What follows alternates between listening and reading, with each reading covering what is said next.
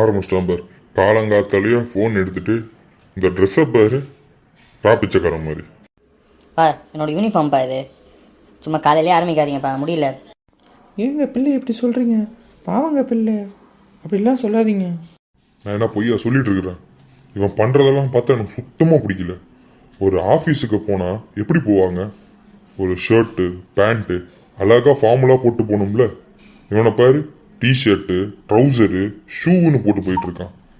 இதெல்லாம் பார்த்தா வேலைக்கு போகிற மாதிரியா இருக்குது. எனக்கே சந்தேகமாக இருக்கும் வேலைக்கு போகிறேன்னான்ட்டு. அவ்வளோ சந்தேகமாக இருந்தால் நீங்களும் என் கூட ஆஃபீஸுக்கு வாங்க, அப்படியே வந்து பாருங்க நான் என்ன வேலை செய்கிறேன்ட்டு. ஏங்க இப்போ சண்டை போட்டுட்ருக்கீங்க? டேய் சும்மாடுறா, அப்பா தானே பேசுகிறாரு, திருப்பி திருப்பி கூட பேசிக்கிட்டே இருக்க. அமைதியாடுறா. என்ன கண்டிக்கிறதுலே இருமா நீ. அவர் பாட்டு இஷ்டத்துக்கு பேசிட்டு இருப்பாரு, நான் கம்முன்னு இருக்கணுமா? ஆனால் நீ இப்படியே சொல்லி சொல்லி என்னை எப்பவுமே நிறுத்தின்னு இருக்கிற. அவனை பாரு, டிஷர்ட்டு ஷார்ட்ஸு ஷூவை போட்டு சுற்றின்னு இருக்கிறான்.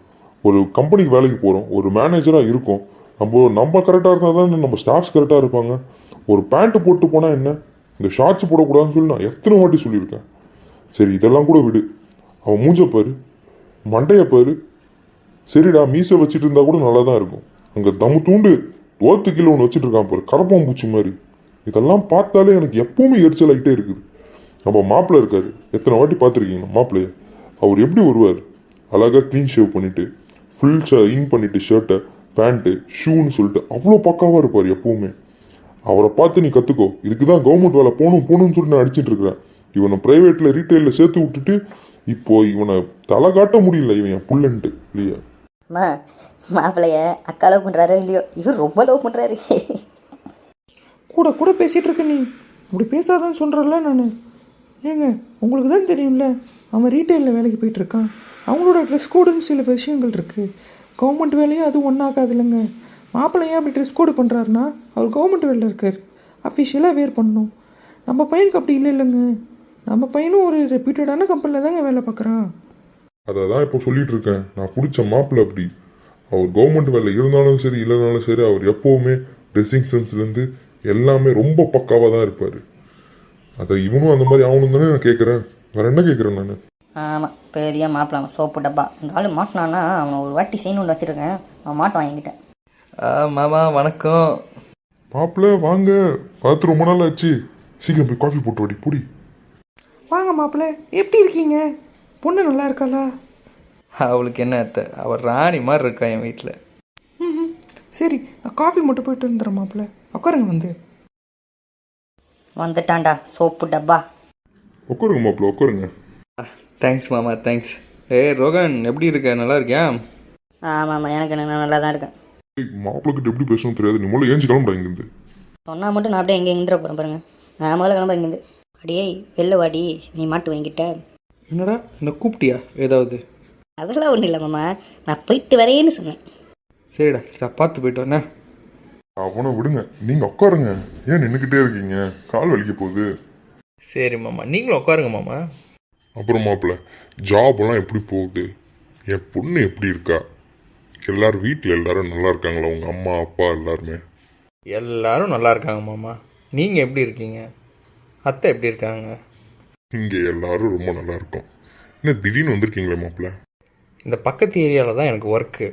ஸோ அப்படியே முடிச்சுட்டு போகிறப்போ உங்களோட ஞாபகம் வந்துச்சு.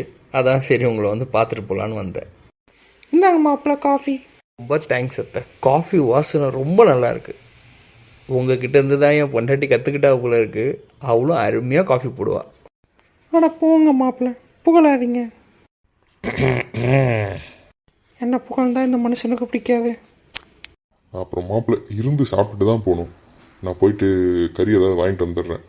ஐயோ மாமா, இப்போ என்னாலலாம் சாப்பிடலாம் முடியாது. வேலை நிறைய இருக்குது, போய் அதெல்லாம் போய் பார்க்கணும். அது இல்லாமல் உங்கள் பொண்ணே சமைச்சு கொடுத்துருக்கா, அந்த சாப்பாடை சாப்பிட்ணும். இல்லைன்னா அவ்வளோதான். என்ன இன்னொரு நாள் நான் அவளை கூப்பிட்டு வரேன். அப்புறம் நீங்கள் உங்கள் இஷ்டம் போல் செய்யுங்க. சரி மாப்பிள்ளை, உங்கள் இஷ்டம். காஃபி கடைலாம் என்ன ரேட்டு போட்டிருக்கானுங்க? இந்த ரேட்லாம் போட்டால் நம்மலாம் குடிக்க முடியாதுப்பா. பக்கத்துலேயே மாமா வீடு இருந்ததுனால சூடாக காஃபி போட்டு கொடுத்தாங்க. சரி, நாளைக்கு போய் லஞ்சையும் முடிச்சிட வேண்டியதான் இதே மாதிரி சொல்லிட்டு. ஏங்க ரோகன் ஏதோ கால் பண்ணியிருக்காங்க, ஸ்பீக்கரில் போட்டிருக்கேன், கொஞ்ச நேரம் கேளுமான்னு சொல்லியிருக்கான். உங்களே கேட்க சொன்னாங்க. ஆமாம், எனக்கு வேறு வேலை விட்டு இல்லையா? இதெல்லாம் வேறு கேட்டுட்டு இருக்கணுமா? என்னவா அவனுக்கு? ஏங்க கொஞ்சம் அமைதியாக என்னென்னு கேளுங்க, கேட்போம். சரி போர்டு என்னன்னு தான் கேட்போம். Correct. Hello excuse me. Yes, how can I help you? ஏய், நீ என்னடா இங்கே பண்ணுற? நம்ம சொன்னதை கேட்டிருப்பானோ? யோ மாமா, நீ பண்ணுறதெல்லாம் எனக்கு தெரியாதுன்னு நினச்சிட்டு இருக்கியா? உன் மாதம் எவ்வளோ சம்பளம்? 30,000 வாங்குற. என் அக்கா உன்னோட அதிகம். ஐயா மாதம் 70,000 சம்பாதிக்கிறேன். இன்னும் அடுத்த வருஷம் பார்த்தீங்கன்னா 1,00,000 தொட்டுருவா. உனக்கு போய் எங்கள் அப்பா கல்யாணம் பண்ணி கொடுத்துட்டாரு. நான் அவ்வளோ சொன்னேன் வேணாம் வேணான்ட்டு. உனக்கு கவர்மெண்ட் வேலைன்ற ஒரே காரணத்தில் உனக்கு கல்யாணம் பண்ணி கொடுத்துட்டேன். உன் சம்பளம் கூட என்னன்னு கேட்கலையா? நான் என்றைக்குமே சம்பளத்தை பிரித்து பார்க்க மாட்டேன்ப்பா. எனக்கு வந்தா என்ன, அவளுக்கு வந்தா என்ன, எல்லாம் ஒன்றா குடும்பத்துக்கு தானே போகுது. அதனால் இதெல்லாம் ஒரு பெரிய விஷயமா எனக்கு படலப்பா.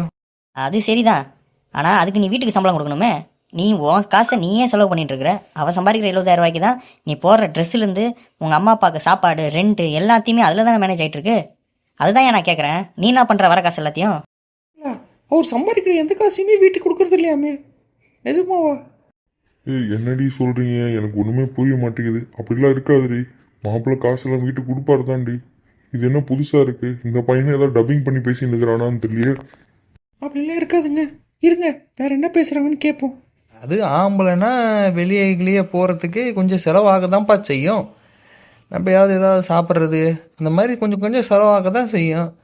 வீட்டை பார்த்துக்க தான் அவன் இருக்காள். அப்புறம் நான் எதுக்கு வீட்டுக்கு கொடுத்துக்கிட்டு? வேர், நீ என்ன வேணால் பண்ணிட்டு போ. இதுக்கப்புறம் எங்கள் வீட்டுக்கு வர வேண்டிய வேலைலாம் வச்சுக்காத. நீ ஒரு வாட்டி வரப்போ எங்கள் அப்பா என்ன போட்டு தான் செஞ்சுட்டு இருக்காரு. ஒரு வாட்டி கவர்மெண்ட் வேலைக்கு போ, கவர்மெண்ட் வேலைக்கு போகணும். என் சம்பளம் எவ்வளோ தெரியுமாடா? நான் மாதம் 80,000 சம்பாதிக்கிறேன். உன்னோட 2 மடங்குக்கு மேலே சம்பாதிக்கிறேன். ஆனால் இப்போ கூட எங்கள் அப்பா கவர்மெண்ட் வேலைக்கு போ, கவர்மெண்ட் வேலைக்கு போன்றாரு. நீ இதுமாரி என் வீட்டுக்கு வர வேண்டிய வேலை வச்சுக்காத. வந்த கை காலை உடச்சி சூப்பு வச்சிருவேன். மாமாவை அப்படிலாம் சொல்லக்கூடாதுப்பா. மாமாவுக்கு உன்னை விட்டால் வேறு யார் இருக்கா? சரி, மாதம் 80,000 சம்பாதிக்கிறியா?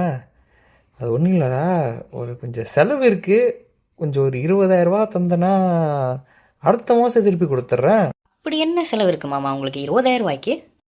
அது ஒன்றும் இல்லை, இந்த ஆன்லைன் ரம்மியில் ஒரு 20,000 இன்வெஸ்ட் பண்ணால் 2,00,000 வரைக்கும் எடுக்கலான்னு சொல்லியிருக்கானுங்க. சரி, அதான் இன்வெஸ்ட் பண்ணலான்னு பார்த்தேன். 2,00,000 வந்துச்சுன்னா உனக்கு எக்ஸ்ட்ரா கூட போட்டு தரேன் மாப்பிள்ள. இந்த ஆன்லைன் ரம்மினா இந்த ஆன்லைனில் இன்வெஸ்ட் பண்ணிவிட்டு அப்புறம் ரம்மி விளையாடுவாங்களே அந்த மாதிரியா? அதே தான் மாப்பிள்ள. சரி, ஒரு 20,000 மட்டும் கொடு. நான் அதை இன்வெஸ்ட் பண்ணிவிட்டு உனக்கு நான் உடனே கொடுத்துட்றேன். ஆமாம், நீ இப்போ தான் ஃபஸ்ட் டைம் இன்வெஸ்ட் பண்ணுறியா என்ன? அதெல்லாம் பழக்கம் இருந்தால் தான் எடுக்க முடியும். ஒன்னாலலாம் எடுக்க முடியாது மாமா. 5 வருஷமாக ரம்மி விளையாடிட்டு இருக்கிறேன். நீ கேட்டியே உங்கள் அக்கா கிட்ட காசு கொடுக்கலன்ட்டு. உங்கள் அக்காக்கெல்லாம் காசு கொடுத்தா எப்படா ரம்மி விளையாடுறது? இந்த மாதம் கொஞ்சம் லாஸ் ஆகிடுச்சு. அதான் நீ கொடுத்தனா அப்படியே கெயின் ஆகிட்டு நான் உனக்கு அப்படியே கொடுத்துட்றேன். ஓ, அப்போது சார் எல்லா மாதமும் ரம்மி விளையாடுறீங்க அதானே? பின்ன இதுதானே நம்ம பொழப்பு. அப்பா அம்மா கேட்டிங்களா இந்த ஆள் சொல்கிறத? நான் எவ்வளோ சொன்னேன், நம்புனீங்களா? இந்த ஆள் என்ன பண்ணிட்டு இருக்கான்னு பாருங்கள். அக்கா தினம் இப்படி தான் கஷ்டப்பட்டுட்டு இருக்கு. சம்பாதிக்கிற காசு எல்லாத்தையும் ரம்மிலியா கடிச்சிட்டு இருக்கானா அவன்? இது இல்லாம என் பிள்ளைகிட்ட 20,000 வேற கடன் கேட்கறான். ரோகன் அப்பத்துலேருந்து சொல்லிட்டு இருந்தாங்க, ஒழுங்காக விசாரிங்கன்ட்டு. கவர்மெண்ட் வேலைன்றதுக்காக நம்ம அவன் சம்பாதிக்கிறது, அவனோட குணம் எதையுமே பார்க்காம அவனை கல்யாணம் பண்ணி கொடுத்தாச்சுங்க. நம்ம பொண்ணு எவ்வளோ கஷ்டப்படுறான்னு தெரியல. அவன் சம்பாதிக்கிற எல்லா காசுமே வீட்டுக்கு தான் செலவாகுதான்.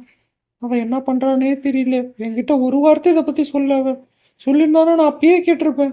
கவர்மெண்ட் வேலை பார்க்கறான்ற ஒரே காரணத்துக்காக அவனுக்கு என் பொண்ணை கொடுத்தேன். ஆனா அவன் இப்படி ஒரு ஊதாரியா இருப்பான்னு எனக்கு தெரியாம போச்சுடி. யோ மாப்பிள்ள, என்னையா பண்ணுற? ஸ்பீக்கரில் போட்டு வச்சிருக்கியா? மாமா என்ன சொன்னதெல்லாம் கேட்டாரா? ஆமாயா, நீ செத்த இதுக்கப்புறம்.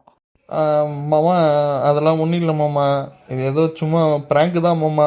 நீங்கள் சீரியஸெல்லாம் எடுத்துக்காதீங்க. டேய், நீ எங்க இருக்கியோ அங்கேயே இரு. நான் அடிக்கிற அடியில் நீ எப்படி திருதுறன்னு பாடுறா.